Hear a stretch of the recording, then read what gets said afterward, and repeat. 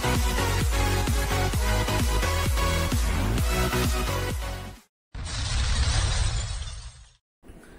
मेरे प्यारे बच्चों, आप लोग कैसे हैं? आई होप सो आप सभी लोग बहुत अच्छे होंगे।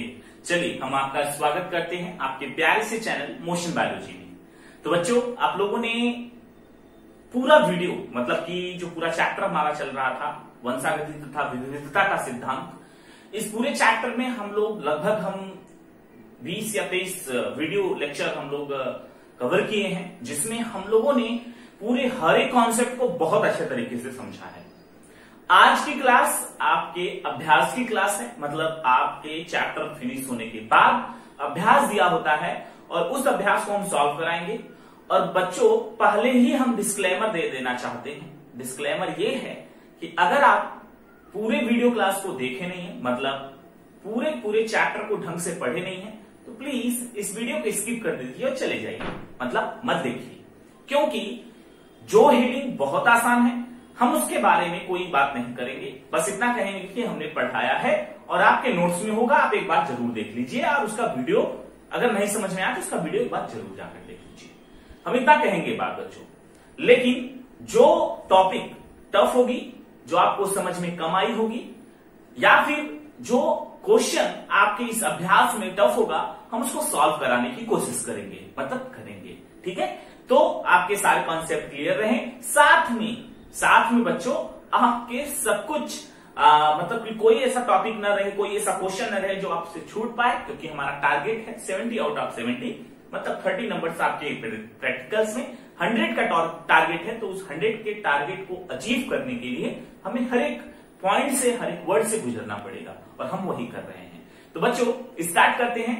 सबसे पहले तो ये कि अपनी प्यारी सी बुक एनसीईआरटी को अपने सामने रख लीजिए, क्योंकि बिना उसके कोई काम नहीं होने वाला। वीडियो पॉज करिए और जाइए एनसीईआरटी लेकर आइए और पेज ओपन कर लीजिए अभ्यास का, है ना। सोकर वीडियो मत देखिए फिर वीडियो पॉज करके उसको आराम से देख लिए। जो क्वेश्चन डिस्कस कर रहे हैं उसको बड़े ध्यान से फोकस कर लीजिए, और जो नहीं समझ में आए अपने नोट्स कॉपी में नोट कर लीजिएगा। ठीक है, जो समझ में आ जाए उसको नोट करने की कोई आवश्यकता नहीं है बच्चों। तो चलिए स्टार्ट करें। तो हम भी एनसीईआरटी ले लेते हैं, तब तो हम आपको बताएंगे। चलिए, हमारी एनसीईआरटी हमारे सामने है यहाँ पर, और इसका क्वेश्चन नंबर, अभ्यास का क्वेश्चन नंबर फर्स्ट देखें तो वो बोल रहा है, मेंडल द्वारा प्रयोग के लिए मटर के पौधे चुनने से क्या लाभ हुए हैं? क्या लाभ हुए हैं बच्चों? आप सभी को पता है अच्छे तरीके से कि मटर का पौधा बहुत कम समय में हो जाता है। मटर में जो है स्वपरागण करने की क्षमता होती है, इसका परपरागण भी कराया जा सकता है ना। तो और इसमें बहुत सारी मतलब लक्षण देखे गए थे, और इसमें शुद्धता बहुत अधिक पाई गई थी। तो बहुत सारे हैं जो कि हमने लिखवाया है ना। हम ज्यादा डिस्कस नहीं करेंगे क्योंकि हम पढ़ा चुके हैं, लिखवा चुके हैं इसको। क्वेश्चन नंबर 2 है, निम्न में भेद करो। अपने एनसीईआरटी में देखिए, बिना ऐसे समझ में नहीं आएगा। निम्न में भेद करो, उसमें पहला है प्रभाविता और अप्रभाविता। इसमें डिफरेंस करना है, आपको पता होना चाहिए। समयुग्मजी और विषमयुग्मजी पहले दूसरे लेक्चर में हम पढ़ाए हैं शायद। उसके बाद तीसरे में है एक संकर और द्विसंकर। एक संकर संकरण मतलब जानते हैं, मेंडल का जो प्रथम नियम था प्रभाविता का नियम, है ना, मतलब जिसमें केवल एक जीन का उसके जो अप्रभावी लक्षण होता है उसके साथ क्रॉस कराया जाता है, एक संकर संकरण होता है। द्विसंकर संकरण मतलब 2 जीन को ध्यान में रखकर उसके विपक्ष मतलब उसके अप्रभावी जीन के साथ क्रॉस कराया जाएगा, तो वो द्विसंकर संकरण होगा। ठीक है, जिसमें हमने बड़ा सा चार्ट भी समझा था, आप लोगों को पता होगा, पढ़े जो। अब हम क्वेश्चन नंबर 3 देखेंगे। तीसरा क्वेश्चन क्या है कि कोई द्विगुणित जीन 6 स्थल के लिए विषम युग्म जीन है। कोई जीन है सपोज दैट, इसमें 6 स्थल ऐसे हैं जो क्या है, विषम युग्म जीन है, विषम युग्मजी हैं। तो बच्चों अगर कोई जीन होगा, अगर वो 6 स्थल के लिए विषम युग्मजी होगा, इसका मतलब उसके पास 3 लक्षण होंगे। मतलब कितने लक्षण होंगे? 3 लक्षण होंगे। अरे भाई, कैपिटल टी का छोटा होता था ना स्मॉल टी, तो 2 विषम युग्मजी हो गए कि नहीं हो गए? हुए ना। उसी प्रकार से अगर 3 लक्षण होगा तभी तो 6 विषम युग्मजी बनेगा। तो ये तो क्लियर हो गया कि 3 लक्षण है तभी विषम युग्मजी बना, 6 विषम युग्मजी बना। इसका मतलब ये हमें इंपॉर्टेंट उतना नहीं है, लेकिन तब भी ये हमें बहुत कुछ बता रहा है कि 3 लक्षण है तभी 6 विषम युग्मजी बन रहा है। तो कितने प्रकार के युग्मक बनेंगे, ये क्वेश्चन पूछा है। तो चलिए देखते हैं, 3 लक्षण कोई ले लेते हैं एबीसी करके, है ना। कोई जीन है ए, कोई बी, कोई सी, 3 लक्षण है। तो 3 अगर ये होंगे तो इसका विपर्यासी भी होगा, स्मॉल ए, स्मॉल बी, स्मॉल सी, है ना। 6 लक्षण हो गए, 6 विषम युग्मजी हो गए ना, 3 ये 3 ये, हो गया कि नहीं हो गया बच्चों। अब कितने प्रकार के युग्मक बनेंगे, है ना, कितने प्रकार के युग्मक बनेंगे, यानी कितने युग्मक बनेंगे, सीधा सीधा आंसर है। तो हम करते हैं इस ए का, पहले तो एक युग्मक तो यही बन जाएगा, capital A, capital B, capital C, ठीक है। यहां पर हम युग्मक बना रहे हैं, युग्मक बना रहे हैं। उसके बाद ये ए इस बीसी के पास जाएगा, ए बी सी, एक युग्मक ये बन गया। फिर ये वाला जो ए है वो इस बी को लेके इस सी के पास जाएगा, क्या बनेगा, ए बी स्मॉल सी, है ना, ए बी स्मॉल सी। और उसके बाद एक और बनेगा ए स्मॉल बी कैपिटल सी, ठीक। ये 4 युग्मक बने, ठीक है बच्चों। और सब में डिफरेंस आपको नजर आ रहा होगा, बड़े आराम से देख सकते हैं आप लोग। एबीसी ये बन गया, फिर ये वाला ए इस दोनों बीसी को लिया, है ना, और उसके बाद फिर ये ए इस बी को लिया, ए बी को लिया, और उसके बाद स्मॉल सी को ले लिया, ये स्मॉल सी है, ठीक बच्चों। उसके बाद यह वाला ए अब क्या करेगा, इस स्मॉल बीसी को ले लेगा। अब बात करते हैं, ये तो 3 युग्मक इसका बन गया, अब इसका भी बनाएंगे। तो जैसे इसका एबीसी था उसी प्रकार से इसका भी एबीसी होगा, ए बी सी हो गया। उसके बाद ये वाला ए इस दोनों बीसी को लेगा, जैसे इसमें हुआ था, स्मॉल ए कैपिटल बी और कैपिटल सी, ठीक है, ये हो गया। अब इतना होने के बाद अब ये स्मॉल ए जो है इस बी को लेगा और इसके कैपिटल सी को लेगा, स्मॉल ए, उसके बाद स्मॉल बी, और यहां से कैपिटल सी, यहां से क्या लिया, ये कैपिटल सी लिया। और सेम इसी प्रकार से यहां पर भी होगा, स्मॉल ए लेगा और उसके बाद स्मॉल ए लेने के बाद उसके बाद ये कैपिटल बी ले लेगा, कैपिटल बी और स्मॉल सी, ठीक है बच्चों। तो इस प्रकार से 6 कुल मिला के कितने युग्मक बन गए, 2 3 4 4 4 8 गैमेट बनते हैं, 8 गैमेट बनेंगे। यानी कि ये वाला स्मॉल ए इस बार क्या किया, स्मॉल बी को, कैपिटल बी को लिया, उसके बाद स्मॉल सी को लिया, यानी जैसे इसमें करेंगे वैसे इसमें करेंगे, ठीक है, सेम चीजें। तो 8 गैमेट यानी 8 युग्मक बनते हैं बच्चों। तो ये हो गया हमारा तीसरा क्वेश्चन। अब हम अगले क्वेश्चन की, चलिए बच्चों अब हम क्वेश्चन नंबर 4 पे चलते हैं, ठीक है। क्वेश्चन नंबर 4 हमारा है, एक संकर क्रॉस का प्रयोग करते हुए प्रभाविता के नियम का व्याख्या करो। तो बच्चों आराम से कर पाएंगे, प्रभाविता के नियम क्या होता है आपको पता है।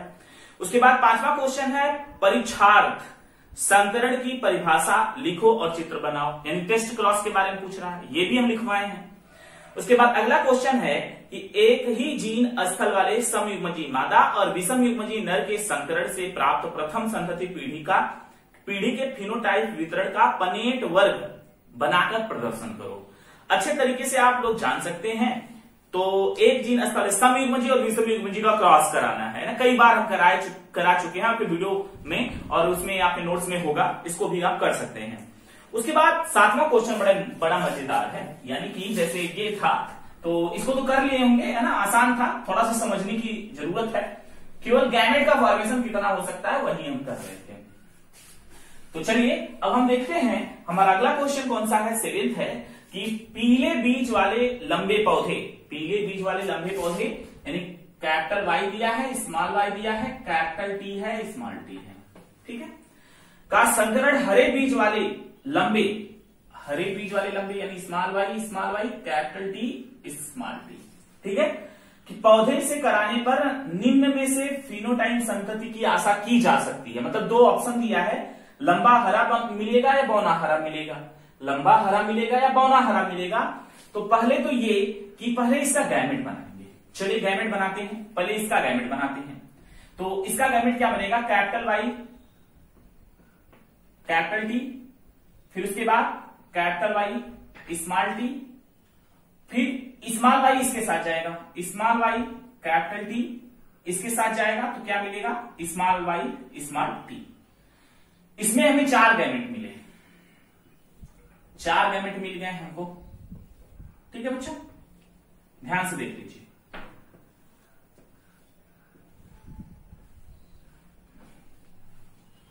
ठीक, ये हमें 4 गैमेट का फॉर्मेशन हो गया।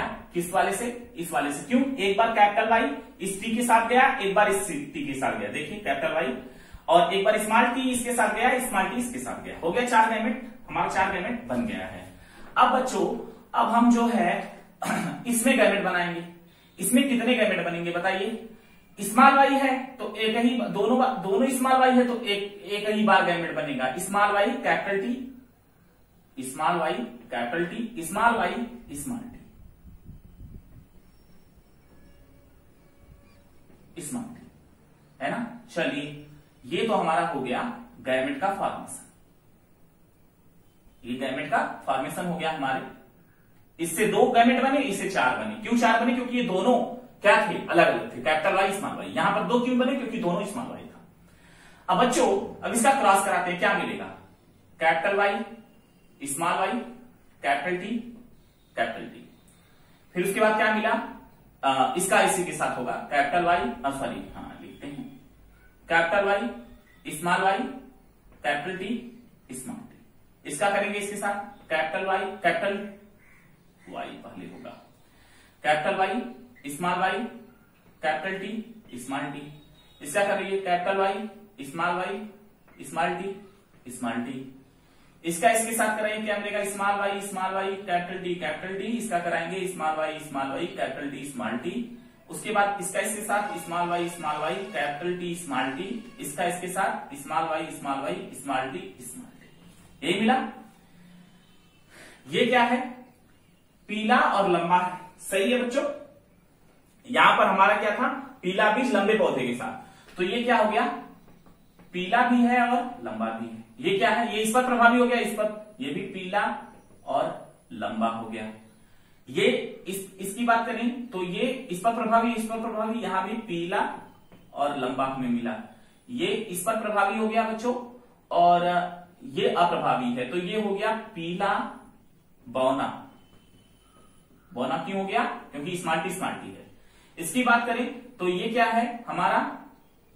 ये हमारा हरा हो गया और हरा लंबा हो गया।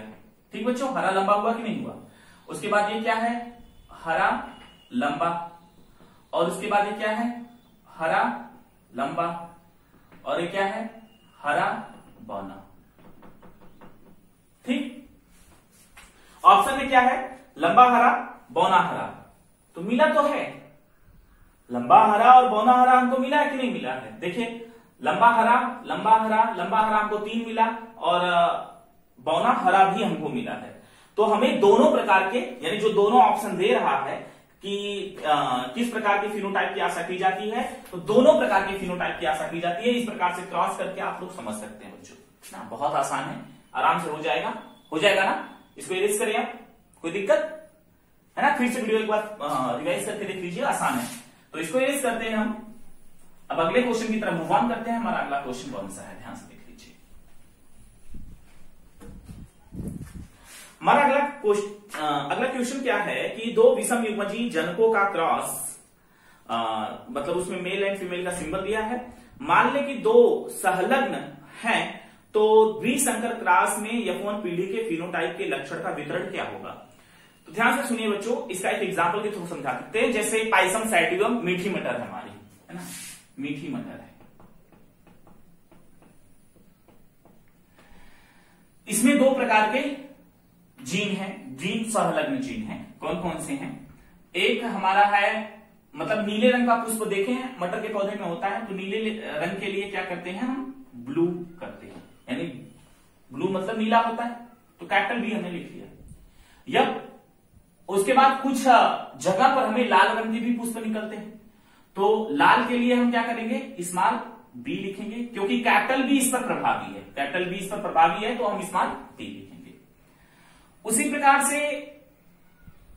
प्रकार से एक और परागकण एक लंबा परागकण है, जिसके लिए हम कैपिटल एल का लिखेंगे।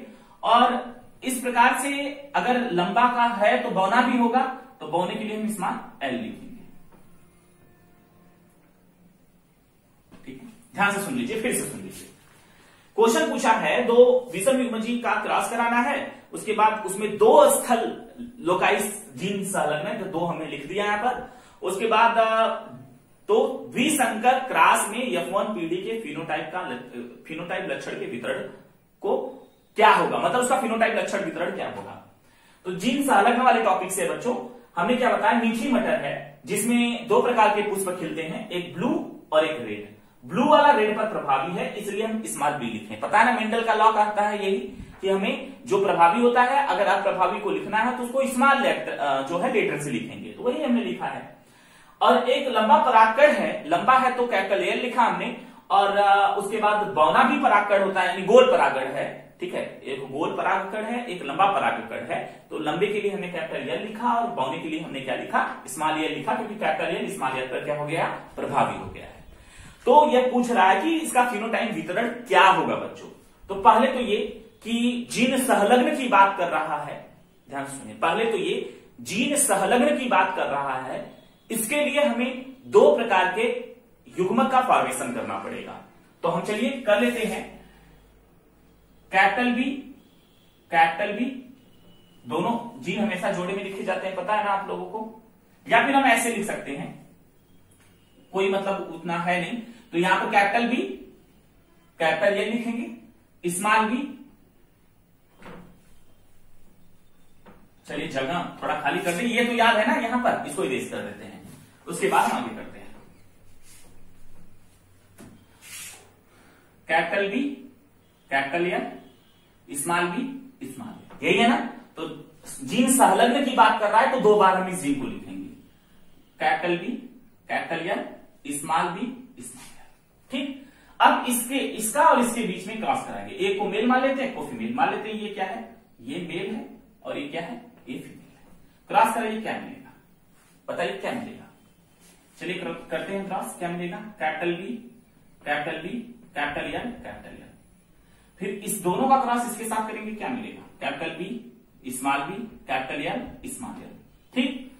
उसके बाद इसकी बारी आती है, इसका इसके साथ होगा, क्या मिलेगा, करा दीजिए, capital B, small B, capital L, small L. फिर इसका इसके साथ कराएंगे, क्या मिलेगा, small B, small B, small L, small L, यही ना मिला। अब आप बताइए हमें इसका फिनोटाइप रेशियो क्या पूछा है आपके क्वेश्चन में, फिनोटाइप ही पूछा है F1 पीढ़ी का, तो F1 पीढ़ी ये है, इसका फिनोटाइप पूछा है। तो बताइए तीन क्या है, तीन क्या है, तीन प्लांट में हमें ब्लू रंग का फ्लावर मिलेगा और लंबा जो है परागकण मिलेगा, तीन, और एक में बौना हो जाएगा, एक में लाल रंग का फूल और गोल प्रकार का परागकण होगा। 3:1 मिला, 3:1 मिला, इसका मतलब 100% के लगभग जनकी रूप प्राप्त हुआ हमको। अरे ज्यादा कौन है, तीन है ना, तो 100% के रूप में जनकी प्राप्त हुई, क्योंकि जनक में भी यही तो प्रभावी था, कैपिटल बी स्मॉल बी पर और कैपिटल एल स्मॉल एल पर, तो वही हमको यही मिला। फिर से सुन लीजिए, ये पूछ रहा है जीन संलग्न का क्वेश्चन है, सीधा सा मतलब हम उसको समझा दें मीठी मटर से। कोई मीठी मटर है जिसमें लाल और नीले रंग का पुष्प खिलता है, तो नीला रंग जो है लाल रंग पर प्रभावी है, नीले के लिए हम ब्लू लिखते हैं, तो लाल के लिए स्मॉल बी लिखेंगे। क्यों, क्योंकि बच्चों आपको पता है मेंडल का लॉ यही है ना। उसके बाद इस कैपिटल एल जो है उसमें एक परागकण भी है, जो जिसमें ब्लू कलर का फ्लावर, उसमें लंबे तरह का परागकण आता है, और वो जो है बौने वाले परागकण पर प्रभावी, बौना परागकण मतलब गोल परागकण है, जो कि ये दोनों जीन अलग अलग हैं। इनका हम जीन संलग्न की बात किया तो दो बार हम जीन को लेकर क्रॉस करा दिए, तो हमें 3:1 मिला, जिसमें 100% जनकी प्राप्त हुआ हमके, क्योंकि तीन हमें जनकी मिल रहे हैं। ठीक है बच्चों, तो ये क्वेश्चन समझ में आया होगा आप लोगों को, आई थिंक, अगर आप अच्छे तरीके से वीडियो लेक्चर देखे हैं पहले का, तो है ना। तो अगले क्वेश्चन की तरफ मूव ऑन करते हैं। अगला क्वेश्चन है, आनुवंशिकी में टीएच मॉर्गन के योगदान का संक्षेप में उल्लेख करें। तो बच्चों टीएच मॉर्गन के बारे में हम पढ़ा चुके हैं, आप लोग जानते होंगे। वंशावली विश्लेषण क्या है और इस विश्लेषण किस प्रकार के लिए उपयोगी है, ये भी आपको पता है। क्यों उपयोगी होता है बताइए, कि हम किसी भी व्यक्ति के वंशजों के जो जीन आया है, जो रोग आया है, उसका ज्ञान कर सकते हैं। उसके बाद मानव में लिंग निर्धारण कैसे होता है, ये भी आपको पता होगा। शिशु का रुधिर वर्ग O है, चलिए इसको सॉल्व करा देते हैं ना बच्चों। जो कॉन्सेप्चुअल है उसको सॉल्व करा रहे हैं, जो थ्योरेटिकल है वो हम पढ़ा चुके हैं, और आप आसानी से, अगर हम थोड़ा सा क्लू दे रहे हैं तो आपको सब कुछ समझ में आ जाना चाहिए। वीडियो एक बार जरूर देख लीजिएगा जो क्वेश्चन हम सॉल्व करा रहे हैं। क्वेश्चन है कि शिशु का रुधिर वर्ग O है। कोई एक बच्चा है जिसका रुधिर वर्ग O है। पिता का रुधिर वर्ग A और माता का B है ना। पिता का रुधिर वर्ग A है, फादर है, उनका रुधिर वर्ग A है और मदर का रुधिर वर्ग B है। ठीक है बच्चों, तो जनकों के जीनोटाइप मालूम करें, यानी जनक के जीनोटाइप क्या होंगे और अंतर संतति में प्रत्याशित जीनोटाइप की जानकारी प्राप्त करें। मतलब ये O टाइप का बच्चा कैसे जन्म ले लिया, जब फादर का A जीन है और मदर का B जीन है। फादर का A है और मदर का B है, तो ये O रक्त समूह वाला बच्चा कैसे जन्म ले लिया, है ना। कराए हैं सॉल्व, और अगर नहीं किए हैं तो फिर आप इसको थोड़ा टफ समझ में आ रहा होगा, लेकिन बहुत आसान हलवा है। इसका मतलब फादर एंड मदर का दोनों का जो जीन है विषम युग्मजी है। विषम युग्मजी मतलब एक जीन इनके पास O है, इसके पास भी O है। विषम युग्मजी पता है ना। अब हम क्रॉस कराते हैं, चलिए क्रॉस कराते हैं। एक तरफ हम फादर का जीन लिखते हैं AO और मदर का लिखते हैं BO। क्रॉस कराइए, AB मिला हमको, AO मिला हमको, BO मिला हमको, OO मिला हमको। ओए ओए सर जी, प्राप्त हो गया हमको। ध्यान से देख लीजिए, मतलब एक ही बच्चा जन्म लिया जिनमें OO प्रकार का जीन हो गया, क्योंकि O वाला O के साथ मिला है ना। आप कहेंगे सर ये 3 क्या है, 3 के बारे में क्वेश्चन में डिस्कस नहीं किया है। मतलब कि ये फादर एंड मदर जो इनके हैं, इनके पास इस प्रकार का जीन है। तो किस प्रकार का जीन है, विषम युग्मजी A और विषम युग्मजी B। आंसर ये हो गया। और बच्चे का O इसलिए प्राप्त हुआ क्योंकि ये विषम युग्मजी A है और विषम युग्मजी B है बच्चों। 3 संभावना और बन सकती थी, लेकिन बच्चे का जब रक्त समूह O मिला तो हमें पता चल गया फादर और मदर का क्या रहा होगा, BAO और BO। ठीक, आसान था ना। चलिए आगे बढ़ते हैं। अगला क्वेश्चन है हमारे स्क्रीन पर नहीं, आपके बुक में है। क्या है, निम्न शब्दों का उदाहरण समेत समझाइए। सप्रभाविता, प्रभाविता। बताइए कितना आसान है यार। उसके बाद बिंदु उत्परिवर्तन क्या है, ये भी पढ़ा चुके हैं। वंशागति में क्रोमोजोम वाद को किसने प्रस्तावित किया, ये भी कर लेंगे ना। उसके बाद किन्हीं 2 अलिंगी सूत्री आनुवंशिक विकार तथा उनके लक्षणों का सहित उल्लेख करिए। तो अलिंगी विकार के बारे में पूछा तो सिकल सेल एनीमिया, थैलेसीमिया, फिनाइलकीटोनुरिया, किसी का भी आप लिख सकते हैं, हो जाएगा। तो इस प्रकार से अभ्यास हमारा संपन्न हुआ और हमें इसमें 3 क्वेश्चन ऐसे मिले, 3 या 4 क्वेश्चन ऐसे मिले जो कॉन्सेप्चुअल थे, जो आपको थोड़ा सा कॉन्सेप्ट लगाना था। आई थिंक आपने सारा कॉन्सेप्ट लगाया होगा और क्वेश्चन को सॉल्व कर दिया होगा बच्चों। तो चलते हैं हम आज की क्लास यहीं तक। ये चैप्टर पूरी तरीके से समाप्त हो गया, A से लेकर Z तक। अब हम अगले चैप्टर की तरफ मूव ऑन करेंगे। अगला चैप्टर एकदम फंटास्टिक है, मजा आएगा पढ़ने में। अगर आप कंसंट्रेट है तभी वो चैप्टर समझ में आएगा। यहां तो थोड़ा बहुत कॉन्सेप्ट था, वहां भर भर के कॉन्सेप्ट है ना। आप ये कहना भूल जाएंगे कि बायोलॉजी कठिन होती है, मतलब बायोलॉजी आसान होती है, ये कहना भूल जाएंगे। ऑलरेडी बायोलॉजी भी कठिन होती है। कुछ चैप्टर हैं इसके जो एप्लीकेशन है, और इसका एप्लीकेशन बायोटेक्नोलॉजी में देखने को मिलेगा। Is the awesome chapter and awesome number देने वाला चैप्टर है बायोटेक्नोलॉजी। 10 नंबर का, केवल 10 दिन का, 10 दिन की क्लास 10 नंबर फ्री में। लेकिन वो 10 दिन की क्लास दिमाग यानी आता माजी सटकली कर देता है बच्चों। तो बच्चों आज की क्लास यहीं तक है। और अगर आपको ये 3 क्वेश्चन जो सॉल्व कराए, अगर तनी मनी प्रॉब्लम हो कहीं से, तो आप लोग वीडियो एक बार फिर से देख लीजिए, अच्छे तरीके से समझ में आ जाएगा।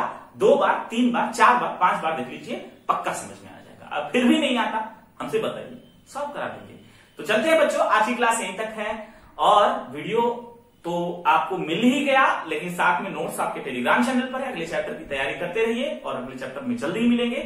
Thank you so much, thanks for watching. I love you बच्चों। चलते हैं, अलविदा।